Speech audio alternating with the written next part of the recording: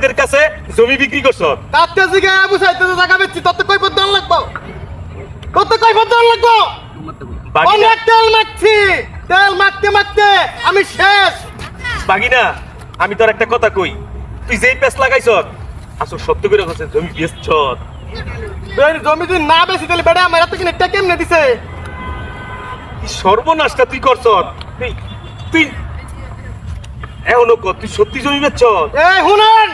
কান খাড়া করে শুনেন আমার মাই বিছনাত পইরা ছিল অসুখে কাতরাই ছিল এসব আপনার খবর দিছি এক মতন মায়েরা দেখতেন দেন নাই আমার মাই মইরা গেছে মতন 40 এর খতম করানোর সময় আমরা দাঁত দিছি বড় ভাই হিসেবে আপনি যাওয়ার দরকার ছিল না আপনি জান নাই তো জমি বিক্রি করে লাইছি মাই সেতে না আপনি ওয়ারিস দেন না আপনি পা ধরছি হাতা ধরছি তেল মাখছি ওখানে আবার মাই সেতে জমি হয়ে যাইছি ওখানে তেলে বাগুনে ধরছে কা